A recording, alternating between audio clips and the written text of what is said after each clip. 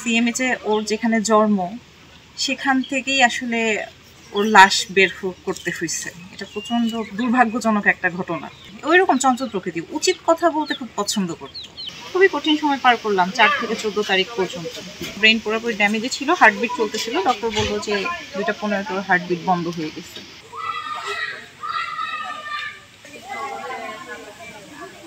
গুলি লাগলো 4 তারিখ বিকালে। তো আমরা সেই খবরটা পাই মাগরিবের সময় 7টার দিকে। তো তারপরে সবাই গেলাম সিএমএইচে। তো তখন আর কি আমরা জানতাম না অ্যাকচুয়ালি ঘটনাটা কি, জাস্ট শুনছি যে কিছু একটা হয়েছে, ও সিএমএইচে আছে। তো গেলাম দৌড়ায়, তারপরে দেখলাম যে আসলে ওর অবস্থা খুব একটা ভালো না, অনেক ক্রিটিক্যাল অবস্থা আছে। অপারেশন থিয়েটারে ঢোকানো হইল। ডক্টররা তখনই বললো যে ব্রেইনের যেহেতু লাগছে, মানে মাথায় যেহেতু লাগছে, তো ব্রেইন একদম ড্যামেজ হয়ে গেছে। তো আমরা যতটুকু সম্ভব চেষ্টা করবো, আপনারা আশা হারায়েন না। তো এরকম বললো। তারপর তো 4 তারিখ থেকে 14 তারিখ খুবই কঠিন একটা সময়, মানে প্রচণ্ড কঠিন। এরকম দিন, এরকম সময় আর কারো জীবনে না আসুক। খুবই কঠিন সময় পার করলাম 4 থেকে 14 তারিখ পর্যন্ত। তো 14 তারিখ 2:15-তে ডক্টর ওকে বললো, আসলে তো ব্রেন পুরোপুরি ড্যামেজে ছিল, হার্টবিট চলতেছিল। ডক্টর বললো যে 2:15 ওর হার্টবিট বন্ধ হয়ে গেছে। তো তারপর আমরা ওই দিন রাতেই এখানে আসলাম, ওর জানাজা হয়েছে ঢাকায়। তারপরে বাড়িতে আসলাম। 15 তারিখ ওর দাফন হয়, এখানে জানাজা হয়ে 15 তারিখ ওর দাফন হয়। 15 তারিখ আমাদের আইসিটি উপদেষ্টা নাহিদ সাহেব উনি আসছিল এখানে।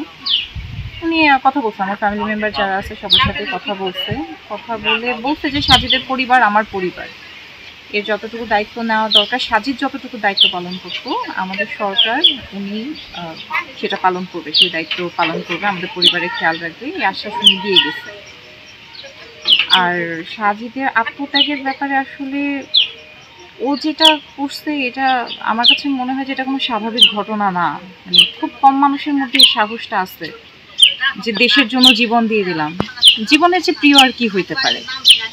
তো ওর যে আত্মত্যাগ, আমি চাই যে যাদের জন্য এই দেশটা আবার নতুন করে স্বাধীন হয়েছে, সেই স্বাধীনতার মূল্যটুকু রাখুক, দেশের মানুষজন রাখুক, দেশের সরকার রাখুক। পরবর্তীতে এই ব্যাপারগুলো খেয়াল রেখেই যেন দেশটা পরিচালনা করা হয়। যে স্বাধীনতা এত সহজে আসে নাই, 71 সালেও এত সহজে আসে নাই, 24 সালেও এত সহজে স্বাধীনতা আমরা পাই নাই।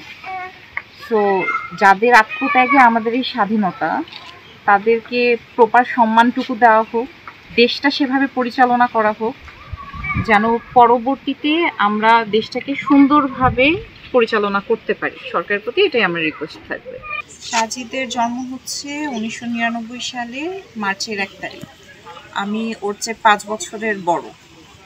তো আমরা তখন থেকে একসাথে, এরকম কখনো হয় নাই যে ফ্যামিলির বাইরে যেয়ে থাকছি ও বা আমি। বিয়ের পরে আমরা আলাদা, বাট এছাড়া শুরুর থেকেই আমরা একসাথে, আমরা কখনো আলাদা থাকি না। আমার আব্বু এয়ারফোর্সে ছিল, নন কমিশন, এখন রিটায়ার্ড, 2009-এ রিটায়ার্ড করছে।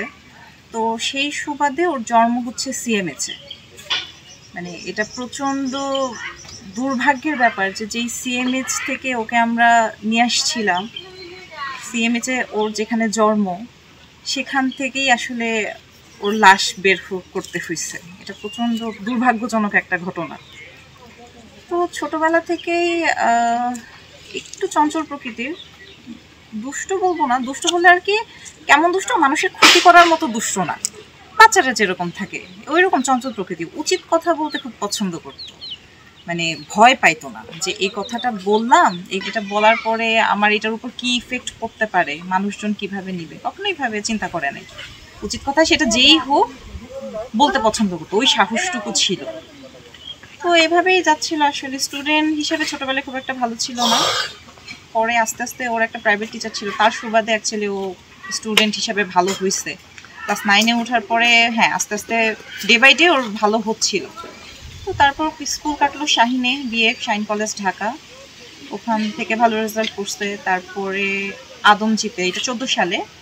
তারপরে 16-তে হচ্ছে আদমজি ক্যান্টনমেন্ট কলেজ, সেখান থেকে এইচএসসি কমপ্লিট করলো। তারপরে জগন্নাথ ইউনিভার্সিটিতে অ্যাকাউন্টিংয়ে চান্স পাইলো। ও আরও অনেকগুলো পাবলিকে চান্স পাইছিল, পাবলিক ইউনিভার্সিটিতে। তো সেখান থেকে জগন্নাথ যেহেতু ঢাকায় বাসা থেকে ক্লাস করতে পারবে, আমাদের বাসার কাফরু, বাসা থেকে যেহেতু ক্লাস করতে পারবে, ওখান থেকে জগন্নাথ ইউনিভার্সিটির বাস যায়। সো সেখান থেকে চিন্তা করলাম যে আচ্ছা জগন্নাথই ওর জন্য ভালো হবে, বেটার অপশন। তো জগন্নাথ ইউনিভার্সিটিতে ভর্তি হইল, অনার্স কমপ্লিট হয়েছে, মাস্টার্সের ফার্স্ট সেমিস্টার চলতেছিল। তো তার মধ্যে আসলে এই আন্দোলনের ব্যাপারটা আসলো। আন্দোলনের শুরু থেকেই অ্যাক্টিভ ছিল, অ্যাক্টিভ বলতে ফিজিক্যালি অ্যাক্টিভ ছিল, মেন্টালি তো অবশ্যই ছিল। তো প্রায়ই আন্দোলনে এখানে যাইতো। মিরপুর 10 নাম্বারটা যেহেতু আমাদের বাসা থেকে মোটামুটি কাছে হইতো, ভার্সিটি অত দূর যায় না, 10 নাম্বারের দিকেই থাকতো। যতদিন গেছে ওই মিরপুর 10, শেওড়াপাড়া, কাজীপাড়া ওদিক দিয়ে থাকতো। পরে আর কি প্রথম দিকেও কয়েকদিন ওই টিয়ার শেল বোধহয় বলে, টিয়ার শেল এগুলো লাগছে, বাসায় এসে গল্প করতো এরকম এরকম হয়েছে। প্রত্যেক দিনই আন্দোলন থেকে আসার পরে বাসায় গল্প করতো, আজকে তো এরকম হয়েছে, আমরা তো সবাই এরকম করছি, পুলিশ অনেক কিছু করছে, বেঁচে গেছি আজকের মতো, এভাবে করে বলতো। তা আসলে কোনোদিন স্বপ্নেও ভাবি নাই যে এরকম কিছু একটা হবে, যে ওকে আসলে কখনো আর দেখতে পাবো না, বা ও আমাদের মাঝে আর থাকবে না, এরকম কখনোই চিন্তা করিনি। আন্দোলনের ক্ষেত্রে ও যতখানি অ্যাক্টিভ ছিল, একসময় তো আমি চিন্তা করছিলাম ঠিক আছে আমিও ওর সাথে যাই। মানে আমরা ফ্যামিলিগতভাবে ওকে সাপোর্ট করছি, কারণ আসলে বিবেকের কাছে নিজেদেরও একটা দায়বদ্ধতা ছিল যে হ্যাঁ ওর যাওয়া উচিত। ইভেন আমাদের ফ্যামিলিভাবে যতটুকু সাহায্য করা উচিত, আম্মু হিসাবে, আমার বোন হিসাবে ওকে যতটুকু সাপোর্ট করা উচিত আমরা করছি। কিন্তু তারপর কখনো কেন যেন এটা মনে হয় নাই যে ও হয়তো গুলি লাগতে পারে, বা ওকে হয়তো আমরা কখনো পাবো না, এরকম কখনো মনে হয় না। মনে হয়েছে ফিরে আসবে, কিন্তু শেষ পর্যন্ত আসলে এরকমটা আর হইল না। অত্যন্ত দুঃখের ব্যাপার যে আমার ছোট ওকে আর পাচ্ছি না, কবরে শুয়ে আছে। আর কিছু বলার নেই আসলে। দোয়া করবেন সবাই।